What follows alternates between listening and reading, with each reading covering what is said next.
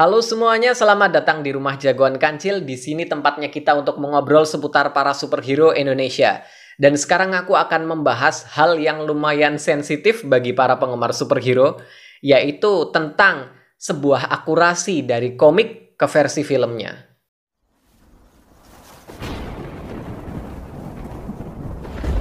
Oke, jadi beberapa waktu yang lalu aku melihat ada beberapa orang komentar yang mengomentari konsep art dari Godam dan Tira, ya. Mereka spesifiknya sih mengomentari akurasinya gitu kan. Kenapa kok Godamnya gondrong dan brewokan gitu kan. Sementara kalau di komik kan Godamnya itu klimis, rambutnya pendek dan segala macam gitu kan.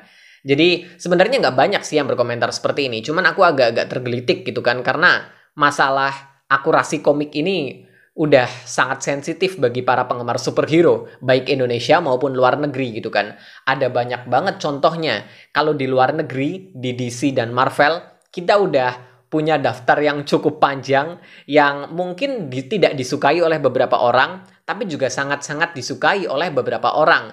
Perihal perbedaan antara versi komik dengan versi filmnya. Kita lihat di Marvel ya, kita lihat di Marvel. Di Marvel ada beberapa contohnya.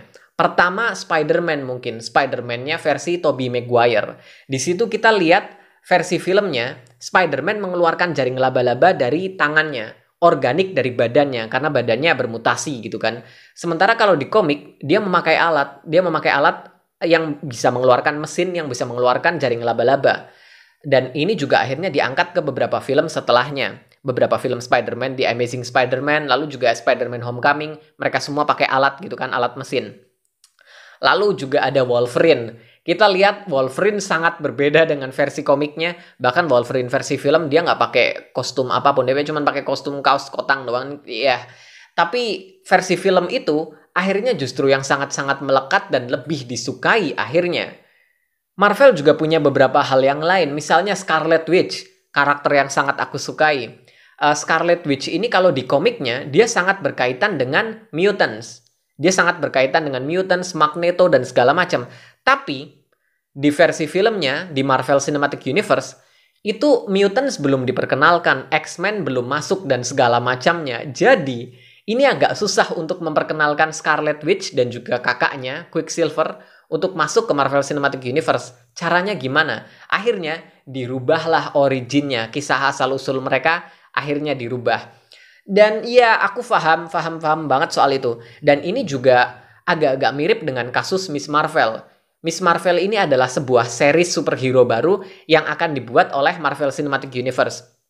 Dan ini sangat agak berbeda banget dengan komiknya. Meskipun series ini belum tayang, tapi mereka udah merilis posternya. Dan di poster ini sangat-sangat ditunjukkan perbedaan besar kekuatan antara Miss Marvel. Kalian lihat sendirilah kalau di komiknya tangannya bisa besar, kalau di series dia memiliki semacam apalah itu proyeksi energi atau apa gitu kan. Ini sangat berbeda. Mungkin alasannya adalah karena kisah Miss Marvel ini sangat berkaitan dengan Inhumans. Sementara di Marvel Cinematic Universe, Inhumans belum diperkenalkan. Sempat ada series, tapi akhirnya mereka seriesnya gagal dan akhirnya ya itu nggak berhubungan dengan Marvel Cinematic Universe. Seriesnya akhirnya disingkirkan, dibuang.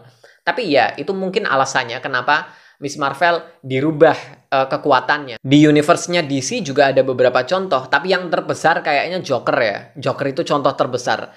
Joker di film The Dark Knight itu sangat-sangat berbeda dengan versi komiknya saat itu. Bahkan versi animasi, versi game atau versi film live action sebelumnya itu nggak pernah ada Joker yang seperti itu. Jokernya Heath Ledger itu beda sendiri dari mulai make up dan segala macam bentuknya, rambutnya, semuanya sangat-sangat berbeda. Dan akhirnya justru Joker ini sangat-sangat disukai oleh para fans, disukai oleh masyarakat awam dan akhirnya menjadi versi Joker yang paling dikenang, yang paling dikenal gitu kan. Akhirnya beberapa komik ngikutin versi Joker yang ini. Bahkan di versi film solonya Joker kemarin, kita juga melihat ada beberapa desain yang sepertinya terinspirasi dari Jokernya The Dark Knight gitu kan. Jadi ini memang perubahan besar yang dilakukan oleh Joker. Dan ini semua berawal dari filmnya justru malahan kan. Seperti yang aku bilang tadi, soal akurasi komik ini adalah topik yang sangat sensitif bagi para fans. Ini benar-benar terpecah menjadi dua ya. Ada yang suka dengan perubahan yang dilakukan oleh versi filmnya, ada yang maklum. Ada yang benar-benar anti banget dengan perubahan yang dilakukan oleh filmnya. Dan aku sama-sama mengerti dengan kedua hal itu. Aku ngerti kalau ya kita pengen untuk melihat akurasi 100% versi komiknya. Tapi aku juga mengerti alasan beberapa perubahan ini dilakukan oleh versi filmnya. Ada beberapa alasan sebenarnya di sini. Alasan pertama adalah dimodernasikan. Karena di versi komik beberapa ada yang berhasil karena itu settingnya dibuat pada zaman dahulu. Sementara di versi modern ini, filmnya dirilis di dunia modern di zaman sekarang. Ada beberapa perubahan yang mungkin memang harus dilakukan. Contohnya seperti celana dalamnya Superman yang ada di luar. Atau iya, ini juga ada banyak banget ya. Ada Wolverine juga, ada Batman, ada Thor, dan segala macamnya. Dan ini memang mau nggak mau memang harus dirubah. Karena di zaman sekarang itu udah terlihat konyol ya. Jadi iya memang harus celana dalam di luar memang bahkan di komik-komik yang terbaru pun celana dalam di luar itu udah dihapus sama sekali. Ada beberapa yang masih kekeh untuk pakai celana dalam di luar sih, tapi mayoritas udah menghapus itu semua ya. Lalu alasan kedua adalah ada hal-hal yang memang ingin disampaikan oleh filmnya. Dan ini baru bisa make sense, baru bisa masuk akal kalau beberapa karakternya dirubah. Seperti kasus yang Joker tadi, Joker di The Dark Knight kan ya.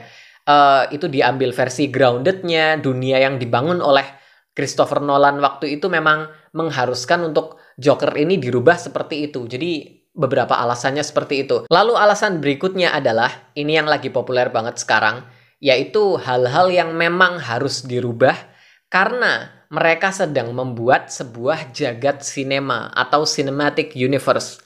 Untuk membuat sebuah cinematic universe agar jalan ceritanya rapat, tidak ada plot hole dan semuanya saling berkaitan, itu memang ada perubahan-perubahan yang harus dilakukan. Ini terjadi dengan karakter-karakter di Marvel. Kita lihat ada banyak sekali perubahan-perubahan asal-usul mereka yang dirubah agar semuanya line up sangat bagus di versi cerita yang sedang mereka sampaikan. Dan ini juga terjadi dengan jagat sinema Bumi Langit, karena mereka sedang membangun sebuah universe. Sementara, kalau di komik-komiknya kita bisa lihat, origin mereka ini semuanya dunianya terpisah-pisah. Meskipun mereka memang beberapa kali mengadakan kolaborasi, kita ngelihat Gundala ketemu sama Godam, lalu Godam ketemu sama Tira. Tapi dunia mereka itu berbeda-beda. Sementara untuk membuat sebuah jagat sinema, ada garis merah dari cerita yang harus disampaikan. Jadi otomatis perubahan-perubahan ini harus dilakukan. Kalau di film Gundala contohnya, tentang perihal Kaisar Krons. Kaisar Krons. Ini debatnya tinggi banget ini waktu film Gundala tayang ya. Kenapa Kaisar Krons dan Kerajaan Petir tidak diperlihatkan? Untuk soal ini aku punya beberapa teori. Menurutku Kaisar Krons dan Kerajaan Petir akan diperlihatkan di film berikutnya, yaitu versi film Gundala Putra Petir. Tapi menurutku juga akan ada perubahan yang dilakukan mengenai Kerajaan Petir ini. Kalau di komik yang dulu kita lihat kan Kerajaan Petir itu dari sebuah planet ya, antariksa, sebuah planet di luar sana. Alasan pertama mungkin budgetnya nggak cukup untuk membuat peperangan luar angkasa yang megah gitu kan. Jadi daripada kelihatan nggak bagus, lebih baik dirubah. Itu aku setuju. Alasan kedua, untuk menghubungkan ini dengan ceritanya Sri Asih, dengan ceritanya Godam, dengan ceritanya Mandala, dan yang lain-lainnya. Menurutku Kerajaan Petir akan dirubah menjadi sebuah kerajaan gaib yang berada di dimensi lain. Dan menurutku ini juga akan nyambung ke dimensi dunia Godam gitu kan. Dunia Godam kan diceritakan ada di dimensi lain gitu kan. Lalu mungkin kerajaan-kerajaan siluman juga berada di dimensi lain yang berhubungan dengan Mandala dan karakter-karakter lainnya. Dan perubahan ini kalau dilakukan bisa membuat ceritanya jadi kohesif, nyambung semuanya. Jadi hal-hal seperti ini memang harus dilakukan. Lalu alasan lain kenapa karakter-karakter komik bisa beda ketika ada di film adalah untuk menghindari hal-hal yang tidak diinginkan. Untuk contohnya Aquaman. Kita lihat contohnya Aquaman. Aquaman itu dulu sebelum ada versi filmnya ya, itu terkenal yang ini. Dikenal sebagai karakter yang nggak dianggap serius lah. Tapi hal ini dirubah besar oleh Zack Snyder di versi filmnya Justice League ya. Diperankan oleh Jason Momoa yang sangar, yang beringas, yang badannya gede, rambutnya berantakan dengan brewok dan segala macam, lalu tato-tato yang ada di tubuhnya gitu kan. Itu bikin versi filmnya justru kelihatan beres banget, dan akhirnya persepsi masyarakat akhirnya berubah gitu kan. Oh, karakter Aquaman bisa begini ya, nggak sekonyol dulu ya gitu. Dan menurutku inilah yang dilakukan oleh Gotham. Kenapa Gotham jadi brewokan, jadi rambutnya gondrong dan segala macam? Menurutku ini dilakukan untuk menghindari kemiripan dengan Superman. Kalian tahu lah, buat yang kenal Gotham pasti tahu. Gotham ini udah belasan tahun, mungkin berpuluh-puluh tahun dimirip-miripin sama Superman. Pasti ada banyak banget yang mirip-miripin Gotham sama Superman. Padahal buat yang tahu Gotham, jelas beda banget kan? Jelas Gotham itu bukan Superman. Gotham itu beda jauh sama Superman. Sangat-sangat berbeda sekali. Superman itu alien dari planet Krypton yang planetnya meledak, lalu akhirnya dia dilarikan ke bumi, dan di bumi dia hidup sebagai manusia, bla bla bla bla. Sementara Gotham adalah makhluk dari dimensi lain yang terkurung di dalam cincin, lalu cincinnya dipakai sama awang, lalu akhirnya Gothamnya keluar. Ada banyak sekali perbedaan di sini, jelas mereka tidak sama. Tapi mungkin karena jubah sayapnya, padahal yang pakai jubah sayap juga ada banyak banget ya karakternya. Thor juga pakai jubah sayap. Selain Superman juga ada banyak banget ya pakai jubah sayap, men. Tapi ya Gotham tetap aja dimirip-miripinnya sama Superman. Dan mungkin hal ini bisa dihindari kalau Gothamnya dibuat brewokan, dibuat gondrong dan segala macam. Jadi akan lebih berbeda dengan versi Superman, karena Superman ini klimis dan segala macam gitu kan. Gotham pantas mendapatkan cinta dan perhatian dari masyarakat. Gotham ini pantas banget dicintai oleh masyarakat. Aku pengen Gotham disukai oleh banyak masyarakat Indonesia. Tapi kalau Gothamnya muncul dengan versi yang seperti itu, takutnya masyarakat lebih ilfeel duluan gitu loh. Mereka lebih ke, Superman palsu nih, malesan nontonnya. Oh, Indonesia pasti bikinnya palsu-palsu doang, tiru-tiru doang. Takutnya kayak gitu loh. Sebenarnya sih gini, menurutku ini langkah yang bagus yang dilakukan oleh Bumi Langit. Sangat-sangat membedakan ini, biar masyarakat nggak berpikir kalau dia Superman. Soal rambut gondrong dan brewok, itu gampang. Itu cuman rambut dan cuman brewok. Bisa dicukur, bisa dipotong. Ini bisa dilakukan di film-film selanjutnya ya kan. Yang penting, image dari masyarakat sudah berubah. Mereka kenal, oh Gotham itu kayak gitu, oh Gotham itu kayak gitu. Jadi di otak mereka nggak akan menyamakan Gotham dengan Superman. Kalaupun di film selanjutnya tiba-tiba dia potong rambut, lalu brewoknya tipis dan segala macam, dia jadi klimis, masyarakat udah lebih tahu Gotham itu yang kayak gimana. Jadi nggak akan ada lagi tuh yang nyamain dia sama Superman. Jadi ya, kalau aku sih oke-oke aja. Menurutku itu memang hal yang harus dilakukan.